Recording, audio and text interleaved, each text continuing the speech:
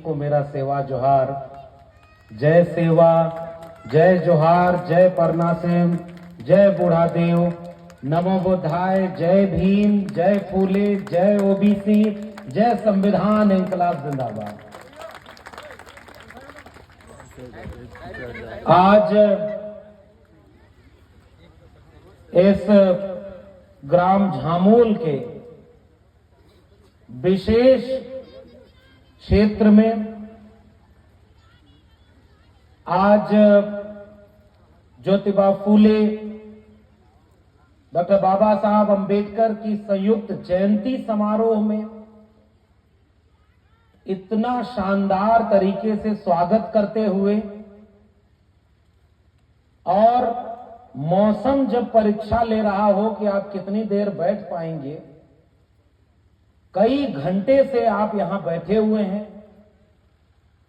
पूरे इस पंडाल, इस सभागार में मौजूद आप सभी लोगों को मैं इसके लिए बधाई देता हूं कि ये हमारा अपने महापुरुषों के प्रति समर्पण है कि हम अपना जरूरी काम छोड़ करके यहां बैठे हुए हैं। तो क्या करना, इतने लोगों को ये बताना, समझाना कि भाई बाकी काम आप रोज करते रहोगे, लेकिन ये उससे ज्यादा जरूरी काम है, इसमें आप सब लोग शामिल हो।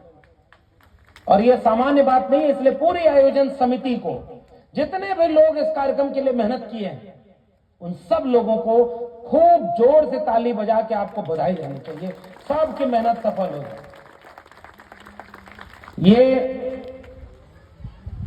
आदिवासी बाहुल इलाका है, अनुसूची 5 के अंतर्गत आता है।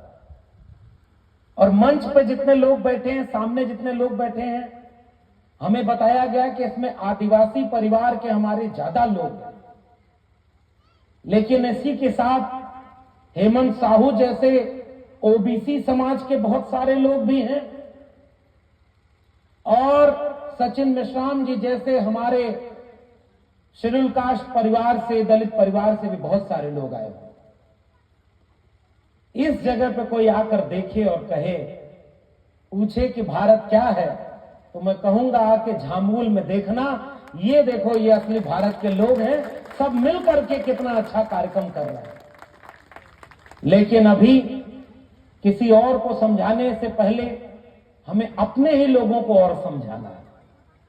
ये 5वें अनुसूचित क्षेत्र है और यहां आदिवासी बहुल क्षेत्र है। मैं जब आ रहा था तो आते समय अखिल भारतीय आदिवासी विकास समिति परिषद, उन्होंने बहुत शानदार स्वागत किया, अपना एक भवन बनाया और उन्होंने कहा कि हमने किसी सांसद से, किसी विधायक से और किसी से 1 रुपया नहीं लिया, अपने समाज से 1-1 रुपया जोड़ करके हमने वो भवन बनाया है। ये होती है परिवार और समाज की ताकत। और उसमें उन्होंने स्वागत करते हुए कहा कि हम बहुत जल्दी से पूरा करेंगे। तो हमने उनको एक सलाह दी, एक आग्रह किया कि जब ऐसा कोई भवन बनाना, अभी यहां आने के पहले जो बौद्ध विहार में हम गए और वहां पुष्प अर्पित किया, तो वहां भी जो देखा, इस कार्यक्रम के बहाने हम इस चीज को जोड़ रहे हैं। ये नई पीढ़ी के जितने नौजवान हैं, जब ऐसा कोई भवन बनाओ तो उसके दीवारों पर लिखना कि कितना विपरीत परिस्थितियों में लड़ करके, कुर्बानी दे करके, संघर्ष के बाद ये जमीन बनी है जिस पर हमारे जैसे लोग खड़े हैं, ताकि अपना इतिहास वो जान पाए। अगर नई पीढ़ी के बच्चे इतिहास नहीं जानेंगे तो वो आगे की लड़ाई को कैसे लड़ेंगे।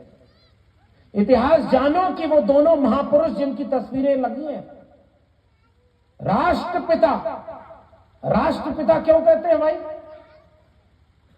पिता तो सबके अपने अपने। राष्ट्रपिता इस देश में गांधी जी को भी कहा जाता है। महात्मा इस देश में बहुत हुए, लेकिन बाबा साहब डॉक्टर अंबेडकर ने कहा कि जाने कितने महात्मा इस देश में आए और धूल उड़ाते चले गए, सच्चा कोई एक महात्मा थे तो वो महात्मा ज्योतिबा फूले थे, और इसलिए हम उन्हें अपना नायक और अपना मसीहा मानते हैं, राष्ट्रपिता मानते हैं, राष्ट्रमाता क्रांति ज्योति सावित्रीबाई फूले। ज्योतिबा फूले कभी उतने बड़े नहीं बन पाते अगर उनको सावित्रीबाई फूले का साथ न मिला होता, और सावित्रीबाई फूले को कोई याद नहीं कर रहा होता अगर उनको ज्योतिबा फूले का साथ न मिला। उन दोनों ने एक दूसरे को बनाया, और मैं बधाई देना चाहता हूं झामुल के लोगों कि पुरुषों से कम संख्या यहां महिलाओं की नहीं है। इसलिए अगर आपकी संख्या ज्यादा रहती तो सफल कार्यक्रम बहुत नहीं होता, लेकिन बराबर की तादाद में माताएं बहनें बैठी हैं। ये वो क्रांति का दौर है जो इस जरिए, इनके जरिए दूसरे के घर के अंदर जाएगा, चूल्हे चौके बर्तन तक जाएगा, और दो बहनें जब बैठ के बात करेंगी कि इस बार तो नहीं जा पाए, अगली बार जब इस तरह का कार्यक्रम हो तो बहन तुम भी चलना। जब दो महिलाएं वहां से निकल करके यहां आएंगी तब जाकर के वो बराबरी का भारत बनेगा। इस देश में नफरत फैलाने का ज्यादा काम पुरुषों ने ही किया है। गलत कहूं तो बताना। दंगा जितना होता है, लाठी लेके सड़क पर लड़ना हो, तलवार लेकर के दूसरे के खिलाफ भड़काना हो, पुरुष ज्यादा होते हैं उसमें कि महिलाएं? सोच के बोली।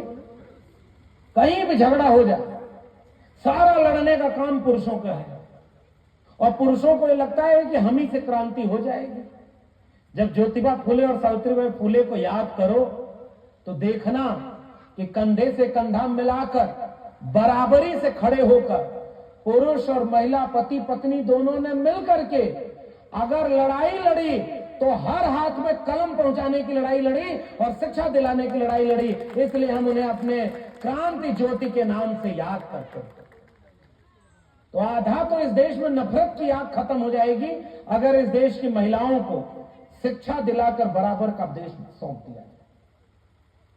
आजकल तो हमारे भी लोग, बेटा नालायक रहेगा तब भी उसको पढ़ाएंगे, और बिटिया को पढ़ाने के लिए 4 बार सोचते हैं कि ये तो दूसरे के घर विदा होकर चली जाएगी।